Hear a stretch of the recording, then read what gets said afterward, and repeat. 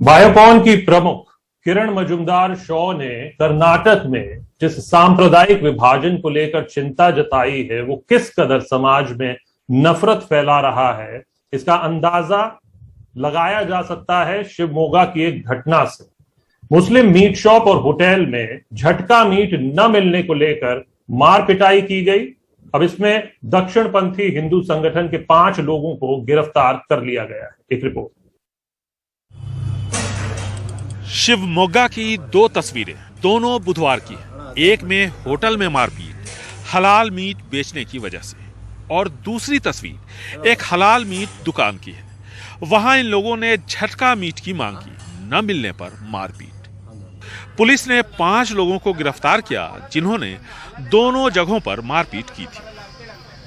Yesterday there were 2 incidents reported in Bhadravati town. दोनों ही मामलों में आरोपी एक ही है। सभी 5 आरोपियों को गिरफ्तार कर लिया गया है, जिनके नाम है वडिवेलु, सवाई सिंह, श्रीकांत, कृष्णा और गुनकर। The meat was not given and the shop was being shut down. Shivamogga में मारपीट तो नेलमंगला में भी हलाल मीट को लेकर बवाल मचा, और चिकमंगलुरु में हलाल मीट के खिलाफ दक्षिणपंथी संगठनों ने पर्ची बांटी। कर्नाटक में बढ़ती सांप्रदायिकता पर चर्चा संसद में भी हुई। आप देख रहे हैं आजकल कर्नाटक के अंदर क्या चल रहा है कि वहां पर भी रोज यही हो रहा है कि आप जो है, आप कोई दुकान एक पर्टिकुलर रिलीजन के लोगों पे पाबंदी लगाई जा रही है कि आप जो है उस प्रीमिसेस के अंदर अपनी दुकान नहीं लगाएंगे, आप सामान नहीं खरीदेंगे। ये देश के लिए, सभापति आई एम कंक्लूडिंग जस्ट, ये देश के लिए बहुत खतरनाक है। माननीय गृह मंत्री जी, मैं आपके इंटरवेंशन चाहूंगा इस पे, क्योंकि अगर हम यहाँ ये करते हैं इसका इफेक्ट बहुत दूरगामी होता है। संसद में चर्चा से पहले किरण मजूमदार शॉ ने भी कर्नाटक में बढ़ती सांप्रदायिकता पर ट्वीट कर चिंता जताई थी। उन्होंने इसे आईटी-बीटी के क्षेत्र में कर्नाटक की पहचान के लिए खतरनाक बताया था। इसके बाद राज्य के मुख्यमंत्री बसवराज बोम्मई ने शांति की अपील की। कर्नाटक शांति और प्रगति के लिए जाना जाता है। हर एक शख्स को ये सुनिश्चित करना चाहिए कि यहाँ शांति कायम रहे। जब कभी भी ऐसे मुद्दे सामने आए जो समाज में टकराव पैदा करते हैं, तब लोगों को आपस में बैठकर सलाह मशवरे से इन्हें दूर करना चाहिए। कर्नाटक की ही तरह राज्य के मुख्यमंत्री बसवराज बोम्मई भी बहुत ही मुश्किल दौर से गुजर रहे हैं।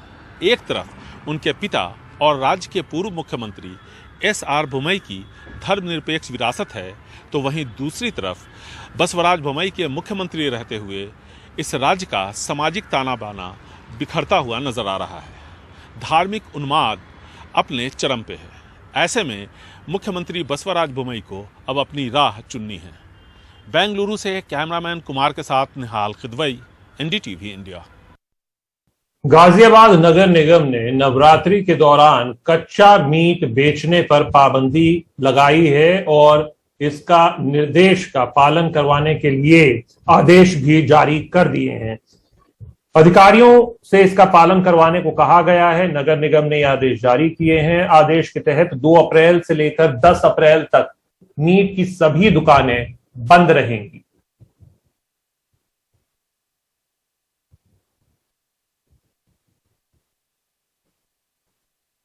योगी आदित्यनाथ ने दूसरी बार मुख्यमंत्री पद संभालते ही एक बड़ी कार्रवाई करते हुए सोनभद्र के डीएम और गाजियाबाद के एसएसपी को सस्पेंड कर दिया है। लेकिन चर्चा गाजियाबाद के एसएसपी पवन कुमार को सस्पेंड किए जाने की हो रही है, क्योंकि वो लगातार बीजेपी नेताओं के निशाने पर रहे हैं। क्यों सस्पेंड किया गया है एसएसपी पवन कुमार को, देखिए रवीश रंजन शुक्ला की रिपोर्ट। जीवन कभी भी ठहरता नहीं है, जीवन कभी भी ठहरता नहीं है, आंधी से तूफान से डरता नहीं है। गाजियाबाद एसएसपी पवन कुमार ने ये गाते वक्त नहीं सोचा होगा कि 7 महीने बाद उनको ही गाजियाबाद से चलता कर दिया जाएगा। आरोप लगा कि कानून व्यवस्था खराब होने के चलते उनको सस्पेंड किया गया, लेकिन सूत्रों की माने तो उनके निलंबन में आरएसएस और बीजेपी के नेताओं की शिकायत अहम वजह रही। बीते 3 महीने से वो बीजेपी नेताओं के निशाने पर थे। 19 मार्च को आरएसएस कार्यकर्ता के साथ एक वकील का झगड़ा हुआ। इसे सांप्रदायिक रंग देने की कोशिश की गई, जिसका एसएसपी ने विरोध किया था। 10 मार्च को मतगणना के दिन एसएसपी ने बीजेपी के दफ्तर को बंद करवाया था, जिसकी शिकायत बीजेपी ने की। कथित गौ तस्करों को गोली मारने वाले दरोगा का ट्रांसफर किया तो बीजेपी विधायक नंदकिशोर गुर्जर ने एसएसपी की शिकायत की। गाजियाबाद में 25 लाख रुपए की लूट हुई तो बीजेपी को फिर उनके ऊपर निशाना साधने का मौका मिला। देखिए, ये 10 तारीख की घटना का मुझे लगता है, जहां तक आप जिक्र कर रहे हैं, 10 तारीख को उस दिन काउंटिंग थी। काउंटिंग स्थल से 200 मीटर दूर हमारा वहां कार्यकर्ताओं ने ऑफिस बनाया था। पुलिस ने उन कार्यकर्ताओं को बाहर से बंद कर दिया, उस पर मैंने आपत्ति जताई थी।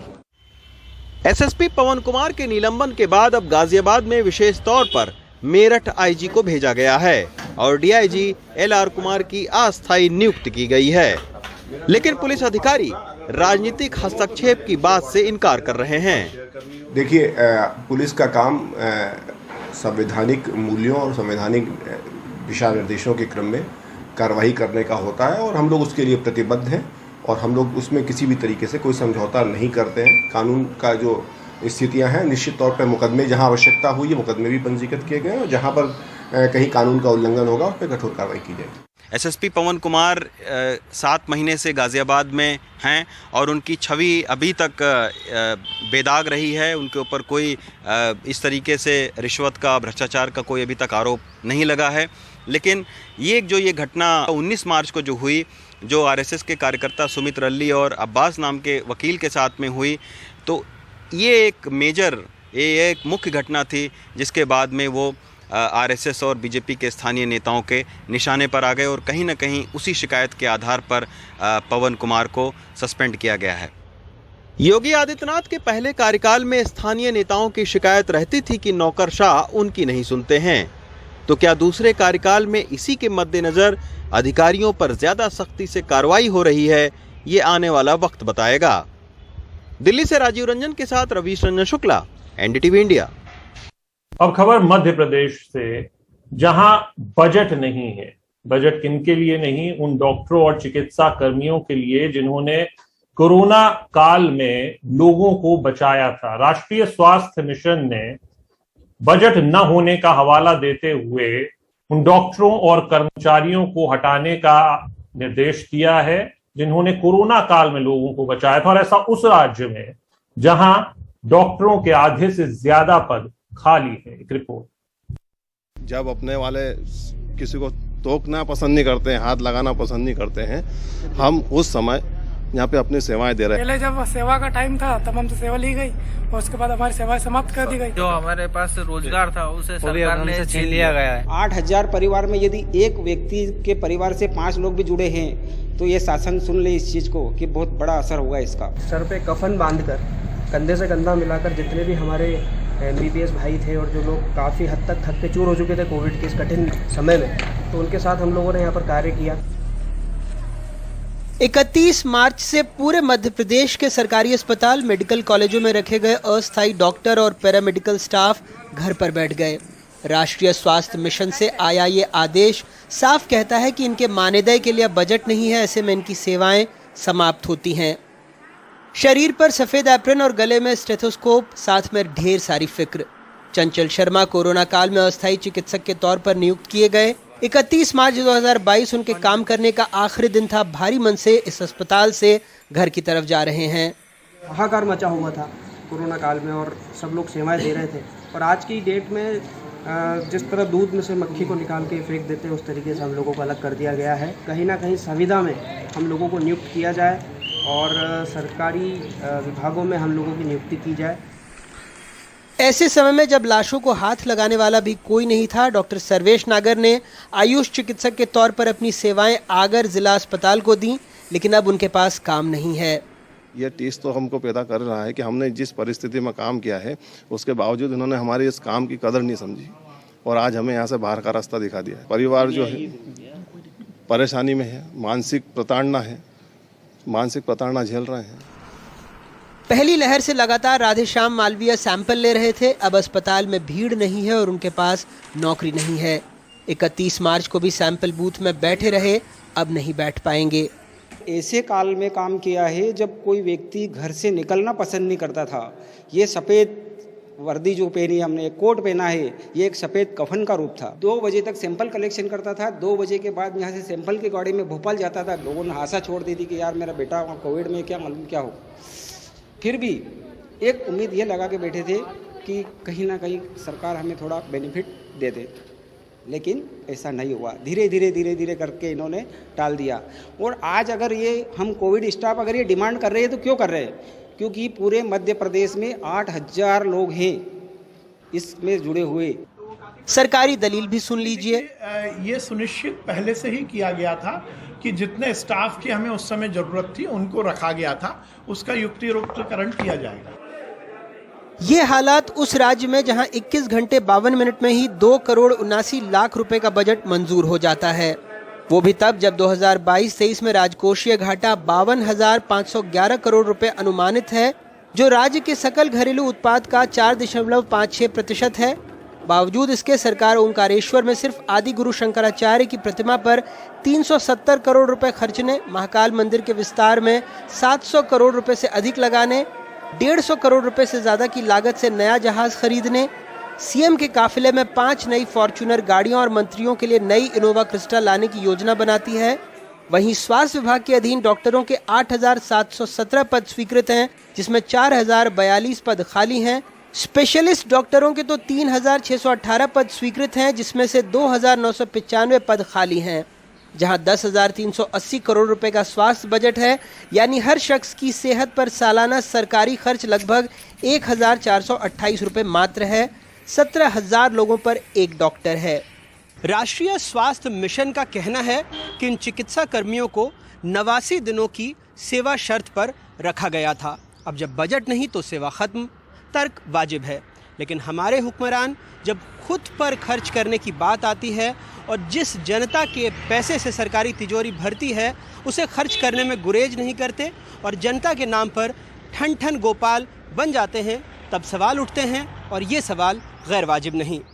आगर मालवा से जफर मुल्तानी और भोपाल से रिजवान खान के साथ अनुराग द्वारी, एनडीटीवी इंडिया। अब खबर मुंबई से। गुड़ी पड़वा के दिन मुंबई में मेट्रो दौड़ेगी। मेट्रो का तोहफा मिला है मुंबईकर्स को। 7 साल के लंबे इंतजार के बाद ये दूसरी मेट्रो मुंबई में दौड़ेगी और अब इसका क्रेडिट लेने के लिए बीजेपी और शिवसेना में होड़ लगी हुई है। एक रिपोर्ट। मेट्रो 7 और मेट्रो 2A दौड़ने को तैयार है। वेस्टर्न एक्सप्रेस हाईवे पर दहीसर से आरे और लिंक रोड पर दहीसर से दहानुकरवाड़ी तक 20 किलोमीटर का सफर आम लोगों के लिए सुहाना होने जा रहा है। हम इस समय मेट्रो 2A और मेट्रो 7 के पहले चरण की यात्रा कर रहे हैं। आरे स्टेशन से यात्रा की शुरुआत हुई है और कितनी यात्रा कितनी मनोरम, लुभावनी और आरामदायक होगी ये आप देख सकते हैं। ये हम कितनी ऊंचाई पर हैं, शहर का पूरा नज़ारा देखते हुए चल सकते हैं। एक बढ़िया सुंदर दृश्य पूरा शहर आपको दिखाई पड़ेगा, जिसमें हर तरह के जो भी बस्ती है वो आपको दिखाई पड़ेगी। ये निहारते हुए सफ़र करेंगे और तुलना में अगर हम लोकल ट्रेन की और बेस्ट बस की खचाखच, भीड़, पसीने भरी यात्रा को देखें तो उसकी तुलना में यात्रा बहुत ही सुगम, आरामदायक है। वेस्टर्न सबर्ब्स में मुंबई में सबसे ज़्यादा पॉपुलेशन है, आबादी है। ऑलमोस्ट लाइक 6 मिलियन से ज़्यादा पॉपुलेशन उनको फ़ायदा होगा इसके वजह से। More than 6 million people will use it. ये इतनी बड़ी आबादी है इधर। मुंबई में पहली मेट्रो 2014 में आई थी। 7 साल बाद दूसरी मेट्रो शुरू हो रही है। इस मेट्रो में महिलाओं के लिए खास जगह के साथ ही सुरक्षा के लिए प्लेटफॉर्म स्क्रीन डोर लगाए गए हैं।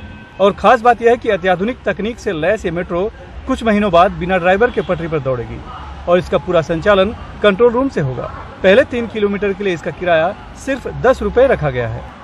ये मिनिमम 3 किलोमीटर के लिए 10 रुपये, उसके बाद 3 से 6 का 20 रुपये है। ऐसा करके हमने अराउंड मैक्सिमम 50 रुपये तक है फिलहाल। पूरा दूरी है तो 20 किलोमीटर का, which is very very reasonable. हालांकि इसे पूर्व और पश्चिम में दहीसर से अंधेरी तक चलना है, लेकिन काम पूरा नहीं होने की वजह से अभी पहले चरण की ही शुरुआत हो पा रही है। MMRDA का दावा है कि इससे आम जनता को तेज सफर करने का मौका मिलेगा। तो western express highway, SB road और लिंक रोड पर तकरीबन 25 से 30% ट्रैफिक भी कम होगा।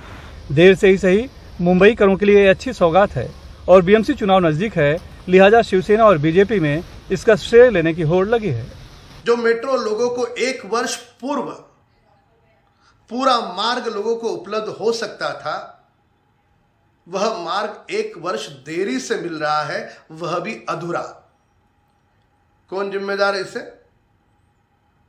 केवल और केवल महाराष्ट्र सरकार की बदहाली और लापरवाही जिम्मेदार है। वर्सोवा से घाटकोपर पर मेट्रो 1 को छोड़ दें तो बीजेपी शिवसेना सरकार में तत्कालीन मुख्यमंत्री देवेंद्र फडणवीस ने मुंबई में मेट्रो का जाल बिछाने की शुरुआत की और काम भी तेजी से आगे बढ़ाया। लेकिन अब सरकार बदल गई है तो उद्घाटन का मौका वर्तमान मुख्यमंत्री शिवसेना के उद्धव ठाकरे को मिल रहा है। जबकि बीएमसी चुनाव नज़दीक है तो क्रेडिट लेने की राजनीति होना लाजमी है। मुंबई से कैमरामैन राजन दयाल के साथ सुनील सिंह, NDTV इंडिया के लिए।